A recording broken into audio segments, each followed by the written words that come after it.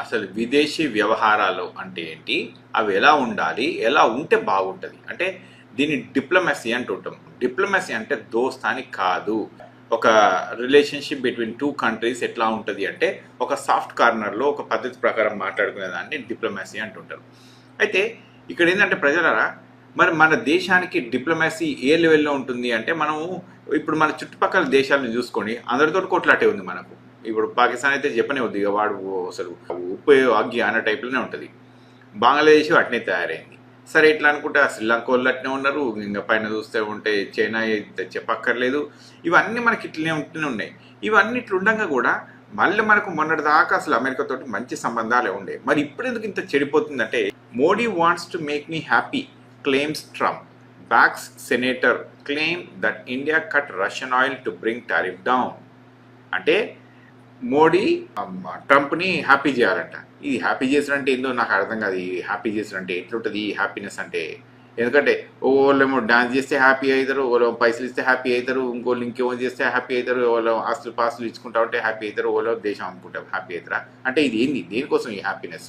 అంటే ఒక దేశాధినేత ఇంకో దేశాధినేతని హ్యాపీ చేసడం అంటే ఇది ఎంత తక్కువ చేసి మాట్లాడడం అంటే నాకైతే ఇది నచ్చలేదు, ముమ్మాటికి నచ్చలేదు. ఎందుకంటే ఇది దేశానికి సంబంధించిన మాట. మనం మన ప్రధాని ఇంకొక వేరే దేశస్తుడికి ఎందుకంటే ఆయన హ్యాపీ చేస్తాడు? నాకు అర్థం కాని విషయం. ఇది మనం అందరం ఆలోచించాల్సిన విషయం. ఎందుకంటే ఒక డిప్లొమాసీ మెయింటైన్ చేయాల్సిన అవసరం మనకు ఉంది. ఆయన ఇన్ని రోజులు మనకు ఫ్రెండ్ గిండు, ఇంకా హౌడీ మోడీ ఇట్లా ఇంకా ఆప్కే బాద్ ట్రంప్కి సర్కార్ అని డైలాగులు అన్నీ కొట్టేసుకుంటూ పోయినరు. మరి ఇప్పుడు వచ్చేసరికి ఎందుకు ఇంత ఘోరంగా తయారైంది పరిస్థితి అంటే? ట్రంప్కి ఏం ఉండదు, ఆయన హీజ్ ఎ బిజినెస్ మ్యాన్, ఆయన బిజినెస్సే చూసుకుంటాడు. అయితే ఇక్కడ ఇది ఒకటి చూడండి, సెనేటర్ లిండ్సీ గ్రాహం ఏం చెప్తా ఉన్నాడంటే, Indian ambassador asked him to mediate with mister Trump for lowering 25% penalty tariff. అంటే 20% మన పెనాల్టీ తగ్గించండి అని చెప్పి మాట్లాడడానికి వచ్చిండ్రు. బేసికలీ ఇక్కడ స్టోరీ ఏంటంటే ఈయన చెప్పడం ప్రకారం మనకి ఏమైందంటే, ఇప్పుడు అమెరికాలో వీళ్ళు 50% టారిఫ్లు వేసిండ్రు మన మీద. ఏది? అమెరికా 50% టారిఫ్లు వేసింది. ఎందుకు వేసింది 50% టారిఫ్లు? దీన్ని ఎందుకు ఇప్పుడు 20% తగ్గిమని చెప్పి వినయ్ కట్వారా అని ఉంటారు. He is the ambassador for అమెరికాకి మన ఇండియన్ అంబాసిడర్ అనమాట.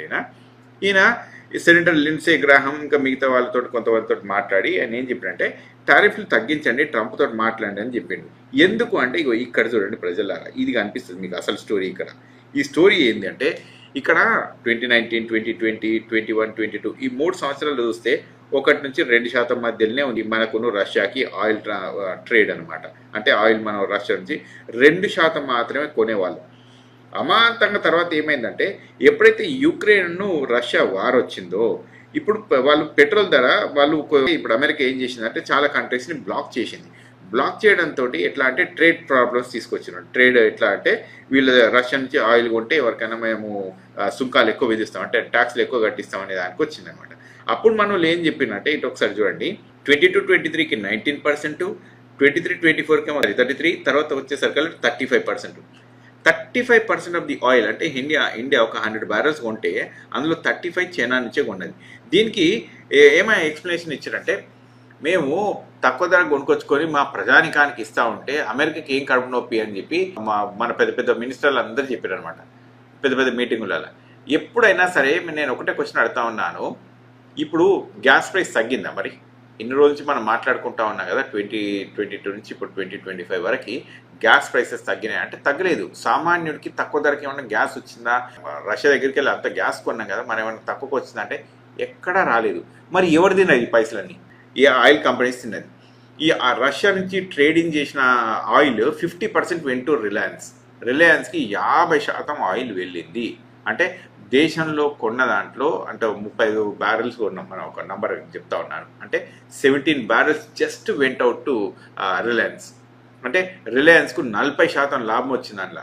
అయితే ఇప్పుడు ఏమైందంటే, ఇప్పుడు 32%కు తీసుకొచ్చినాం. ఇన్ని రోజులు ఇట్లా పైకి వెళ్ళింది. ఇగో ఇప్పుడు ఈ ఇయర్కి 25-26కి 32% కాడికి తీసుకొచ్చినాం. అయితే ఈ 35% నుంచి 32% తీసుకొచ్చినాం కదా, ఇది అమాంతంగా కింద పడుతుంది. అంటే అమాంతంగా కిందికి రాదు. ఎందుకు రాదు అమాంతంగా కిందికి అంటే, ఇక్కడ ప్రాబ్లమ్స్ ఏమైతే అంటే, వీళ్ళు ఆల్రెడీ కొంత అడ్వాన్స్ పేమెంట్స్ చేసినవి ఉంటాయి. ఈ అడ్వాన్స్ పేమెంట్స్ చేసడంతో ఏమవుతుందంటే ప్రాబ్లం, ఇప్పుడు ఆల్రెడీ ఉన్న డబ్బుల్ని తీసుకోవడానికి రాదు, అందుకంటే పే చేసేసిండ్రు కాబట్టి. సో ఇప్పుడు 35% నుంచి 32%కి రావడంతో ఈయన చెప్తా ఉన్నాడు, ఇప్పుడు ఎవరు మన ఇండియన్ అంబాసిడర్ వినయ్ చెప్తా ఉన్నారు, మేము తగ్గిస్తున్నాం కదా ఆయిల్, మీరు ఇప్పుడు తగ్గించండి కదా అని అంటే, అప్పుడు ట్రంప్ ఈ మాట అనుకొచ్చిండు. ఏమనుకొచ్చిండంటే, నన్ను మోడీ హ్యాపీ చేయాల్సిన అవసరం ఉంది, కనుక ఆయన హ్యాపీ చేస్తూ ఉన్నాను అని చెప్పి. ఓకే, దే అంటే మనం అన్నట్టు India wanted to make me happy, interjected mister Trump. Basically he అంటే ఎవరు, ప్రధానమంత్రి Modi garu. He wanted to make mister Modi is a good man, is a good guy, I know him, he knew I was unhappy, it was important to make me happy. ఇంత మాటలు మాట్లాడుతూ ఉంటారు. ఇంత మాటలు ఇదంతా అవసరమా? ఇది అవసరం లేని పదజాలం ఇంకా వాడుతూ ఉన్నారు. సరే, మనం డబుల్ స్టాండ్స్ తీసుకున్నాం. Trump don't like these things. Trump ఒకటే మాట మాట్లాడతాడు, ఏమన్నా ప్రాపర్గా ఉంది అన్నప్పుడు ప్రాపర్గా మాట్లాడాలి. ఆయనతో సగం ఆన్సర్ అంటే అసలే కుదరదు. ఎందుకంటే ఇప్పుడు మీరు ఒకసారి చూడండి, ఇప్పుడు వెనిజులాను ఆక్యుపై చేసేసిండు. తర్వాత ఏం చేస్తారంటే వీళ్ళు ఇరాన్ను కూడా ఆక్యుపై చేసేస్తారు.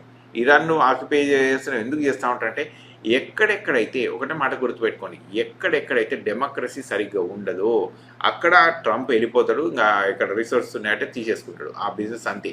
దానివల్ల 2 లాభాలు అని చెప్తాడు ఆయన. వీఆర్ లిబరేటింగ్ దోస్ సిటిజన్స్ అని చెప్తాడు. ఎట్లా అంటే, ఇప్పుడు వెనిజులాలో 800 మంది పొలిటికల్ ప్రిజనర్స్ ఉన్నారు. అంటే ఇప్పుడు మన దగ్గర సోనం వాంగ్చుక్ ఉన్నారు కదా, ఆ టైప్లో సోనం వాంగ్చుక్ను ఇప్పుడు జైలు పెట్టి, అది ఇప్పుడు ఆల్మోస్ట్ 4 నెలలు అవుతుంది. So is like a political prisoner అని చెప్పుకోవచ్చు ఇప్పుడు మనం. అట్లాంటి వాళ్ళందరినీ, అంటే ఎవరెవరైతే మాట్లాడతారో ప్రభుత్వానికి వ్యతిరేకంగా, వాళ్ళందరినీ జైల్లో పెట్టేస్తారు. ఇట్లాంటి వాళ్ళు వెనిజులాలో ఒక 1000 మంది దాకా ఉన్నారు. 1000 మందిలో ప్రెసిడెంట్ పొజిషన్ అన్ని మారిపోయినాయి కదా. ఇప్పుడు ట్రంప్ ఎంటర్ అయింది కదా, మరి ఎంతమందిని రిలీజ్ చేసినట్టు? ఇప్పుడు కూడా 10-11 మందినే రిలీజ్ చేసిండ్రు. అంటే 1% ఆఫ్ ద పీపుల్నే రిలీజ్ చేసిండ్రు. సో ఇక్కడ నేను ఏం చెప్పాలనుకుంటున్నా అంటే, ఎప్పుడైతే డెమోక్రసీ దెబ్బతింటుందో, ఎక్కడైతే అట్లాంటి రికవరీ ఫేజెస్లలో వాళ్ళకి లాభం ఉంటుందో వాళ్ళు వెళ్ళిపోతారు. సో ఇప్పుడు this is same thing which is going to happen even in ఇరాన్లో కూడా ఇదే జరగబోతుంది, మీరు చూస్తూ ఉండండి. తర్వాత ఇప్పుడు ఇండియా రష్యా నుంచి ఆయిల్ కొంటుంది, యురేనియం కొంటుంది, కొన్ని క్రిటికల్ మినరల్స్ కొంటుంది.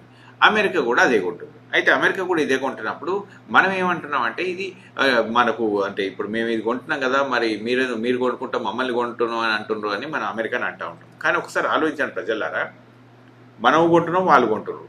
వాళ్ళు కొనేది, అమెరికా కొనేదేమో అమెరికన్ పబ్లిక్ యూజ్ అవుతుంది. అది ఇప్పుడు ఇక్కడ ఉన్నది కదా, ఈ డబుల్ స్టాండర్డ్ అని చెప్పాను కదా. ఓకే, ఇండియాదేమో ఇప్పుడు అంబానీ వాళ్ళకి వెళ్ళిపోతూ ఉంటుంది. Okay, majority of the funds అంబానీకి వెళ్ళిపోతూ ఉంటుంది. అమెరికా వాళ్ళు కొనేది ఎట్లుంటుంది అంటే, వాళ్ళు అమెరికన్ కంట్రీకి వెళ్తూ ఉంటుంది. సో ఇది కంట్రీకి ఎక్కువ వెళ్తూ ఉంది, లేకుంటే బిజినెస్ కంపెనీస్కి కొంత వెళ్తూ ఉంది. ఇది అట్లా వెళ్తలేదని ఏం లేదు, కానీ వాళ్ళకే ఎక్కువ వెళ్తూ ఉంటుంది. కానీ ఇక్కడ మాత్రం మోర్ స్పెసిఫిక్గా 50% is going to a single institute కాబట్టి వీళ్ళు దీన్ని అప్రిషియేట్ చేయరు. దీనివల్ల ఏమైనా లాభం వస్తుందా అంటే అది లేదన్నమాట. సో కార్పొరేట్ ట్యాక్స్లకు వీళ్ళు ఏం తగ్గించేది లేదు.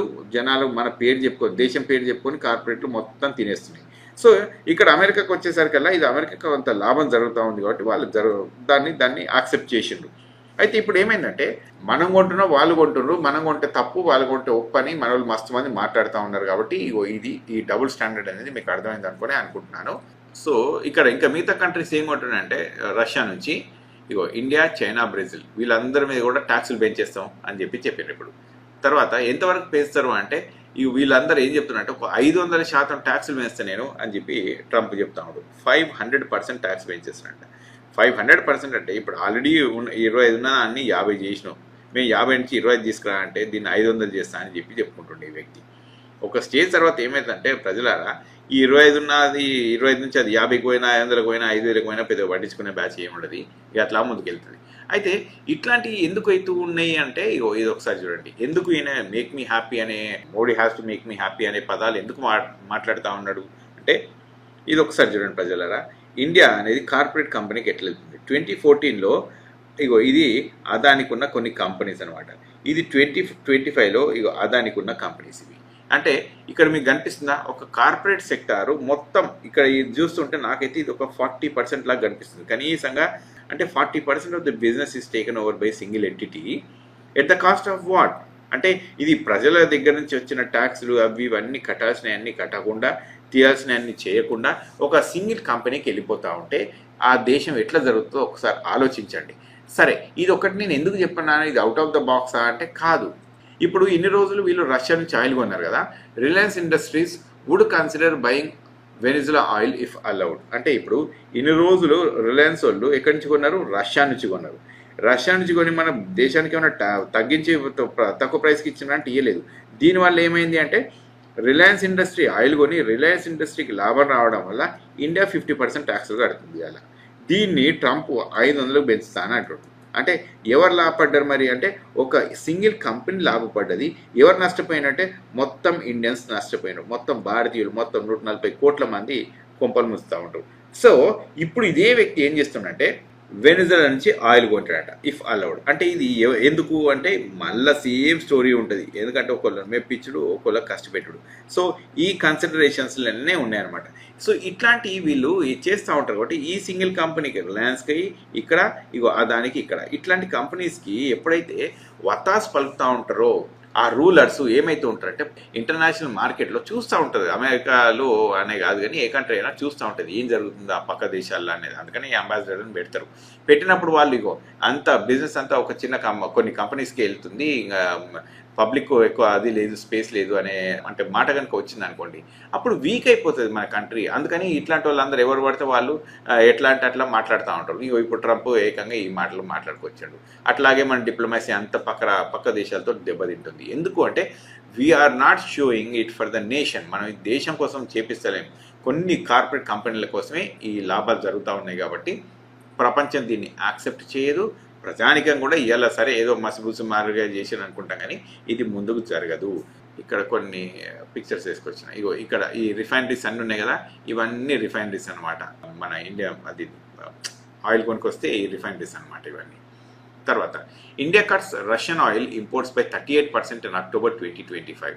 అయితే ఇది ఎట్లా అంటే షార్పెస్ట్ ఫాల్. ఇక్కడ ఏంటంటే ఇది 2024తో కంపేర్ చేసినప్పుడు 58% ఇప్పుడు పెంచింది. ఇక్కడ 2024లో ఇగో ఇక్కడ 38.5 ఇక్కడ పడ్డది. ఇది 2025లో. ఈ అక్టోబర్ లాస్ట్ ఇయర్తో కంపేర్ చేస్తే ఈ ఇయర్. కానీ ఇది ఇట్లనే చూస్తుందా మరి అమెరికా అంటే అమెరికా ఇట్లా చూడదు. అమెరికా ఎట్లా చూపిస్తుంది చూడండి. ఇగో అమెరికా ఇట్లా చూస్తుంది. ఇది మనం ఆయిల్ కొంటున్నాం అనమాట. ఎక్కడి నుంచి ఆయిల్ కొంటున్నాం అంటే రష్యా నుంచి ఆయిల్ కొంటున్నాం. రష్యా నుంచి ఆయిల్ కొంటే ఉంటే ఇగో ఆగస్టులో 6.9 ఓకే ఇప్పుడు 7.7 అంటే లాస్ట్ మే అంటే June July August September October ఈ 6 నెలల నుంచి చూస్తే నవంబర్లో మనం ఎక్కువ కొన్నాం కానీ తక్కువనైతే కొనలేదు. It didn't go down. మనం 2024 నుంచి కంపేర్ చేసి మనం మాట్లాడుతూ ఉన్నాం. 2025లో ఏం జరుగుతుందో చూసి అమెరికా అనేది ఈ సుంకాలు అంటే ఈ టాక్సెస్ విధిస్తూ ఉంది. ఈ టాక్సెస్ వేస్తూ ఉంది. How far this is correct అని అంటే ఇంకొకటి కూడా చూపిస్తాను చూడండి. మరి ఇంత మనం అమెరికా నుంచి కొంటలేమా అంటే we are buying even from America. మీరు చూడండి ఈ ఆయిల్ ఏమో మనం అమెరికా నుంచి కొంటున్నాం. ఈ మే నుంచి కనుక చూస్తే ఇంతకంటే ముందు 1 మిలియన్ బ్యారెల్ ఉంటే 2.8 మిలియన్ అంటే 3 times పెరిగింది. ఇది 3x పెంచిండ్రు. అయినా కూడా మరి అమెరికా హ్యాపీగా లేదు. ఎందుకు హ్యాపీగా లేదంటే రష్యాతో కొన్నప్పుడు 2022లో $40 per barrel డెఫిషియన్సీ ఉంటే అంటే రిబేట్ ఉంటే ఇప్పుడు $16 రిబేట్ కంటే తగ్గించుకొని వచ్చిండ్రు. అదే ఇప్పుడు అమెరికా నుంచి చూద్దాం. అమెరికాలో మనం ఇంతకంటే ముందు $21.2 పెట్టిండ్రు. ఇప్పుడు 24.6 పెట్టిండ్రు. అంటే ఇది అమెరికా తోటి బిజినెస్లో ఏం పెద్దగా తేడా లేదు కానీ ఇది ఇంత పెద్ద డెఫిసిట్ పడ్డది. ఎక్కడ 40 నుంచి 16 పడ్డది ఇప్పుడు. సో ఇంత డెఫిసిట్ పడ్డది కాబట్టి ఇప్పుడు మనకు ఫారిన్ ఎకానమీ మీద పెద్దగా లాభాలు ఉంటాయా నష్టాలు ఉంటాయంటే కరెక్ట్గా చెప్పాలంటే మనం రష్యా నుంచి మనం కట్ చేసుకుంటే పెద్ద నష్టం లేదు. ఎందుకంటే ఈ ఆయిల్ కూడా Russian oil is not a good oil. ఇది బాగా హార్డ్ ఆయిల్ అన్నమాట. ఇది ఈ హార్డ్ ఆయిల్ని ఏమవుతుంది అంటే రిఫైన్ చేసుకొని తీసుకోవడానికి మనకు కొద్దిగా కాస్ట్లీగా తయారవుతుంది. మరి అట్లాంటప్పుడు మనకి ఇంత రిబేట్ రాలేదు, మరి ఇంత హార్డ్ ఆయిల్ ఇంత కష్టంగా బట్టి కొనాల్సిన అవసరం ఏముంది అని అంటే మళ్ళీ ఇదే కొన్ని కంపెనీస్కి వాళ్ళు కొన్నారు, కొన్ని కంపెనీస్ని లాభాలు తీసుకురావడానికి మాత్రమే కానీ దేశ ప్రజలకు ఇందులో నాకైతే లాభాలు కనిపించలేదు. తర్వాత ఇంకొక మాట ఏం చెప్తానంటే రష్యాకును యుక్రెయిన్కి యుద్ధం జరుగుతుంది. యుద్ధం జరుగుతున్నప్పుడు మనం ఎట్లా అంటే అగ్నికి ఆజ్యం పోసినట్టు అయిపోతుంది అనమాట. ట్రంప్ ఏం చెప్తా ఉన్నారంటే మీరు చైనా ఇంకా ఇండియా బ్రెజిల్ ఇవన్నీ ఏం చేస్తూ ఉంటే రష్యా నుంచి ఆయిల్ కొనుక్కుంటున్నాయి. కొనుక్కోవడం వల్ల వాళ్ళు ఇంకా ఎక్కువ మందుగుండు సామాగ్రి తీసుకొని వాళ్ళు చక్కగా తీసుకొచ్చి అది యుక్రెయిన్ మీద చేస్తుంది. దానివల్ల మాకు ఇంకెక్కువ నష్టం జరుగుతుంది, యుక్రెయిన్ కూడా నష్టం జరుగుతుంది. ఇది మీరు చేయడం కరెక్ట్ కాదు అని ఆయన ఉద్దేశం ప్రకారం ఆయన చెప్తా ఉన్నాడు.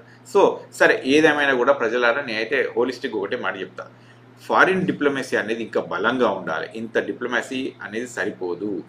డిప్లొమసీ అంటే దోస్తాని కాదు. దోస్తాని అంటే పర్సనల్గా ఉంటుంది. ఇది ఫారిన్ డిప్లొమసీ అంటే ఒక దేశానికి ఇంకో దేశానికి మధ్యలో ఉండే సత్సంబంధాలు. వీటిని దేశ అవసరాల ప్రకారమే నడుస్తాయి తప్ప మన ఇద్దరం బిర్యానీ కూర్చొని తింటున్నాం, లేకుంటే మన ఇద్దరం ఛాయ్ తాగినాం అని చెప్తున్నాం, లేకుంటే భుజం మీద చేతులు వేసుకున్నాం అంటున్నాం, లేకుంటే మనం ఇంకా అటు ఇటు నడుచుకుంటూ పోయినాం అంటున్నాం. ఇవన్నీ కుదరవు. This countries interest and this countries interest are top priorities for diplomatic talks, not friendly relationship. నువ్వు ఎంత ఫ్రెండ్ అని ఉండు, అది కుదరదు. సో ఇది మరి మన పాలకులు తెలుసుకుంటే మంచిది.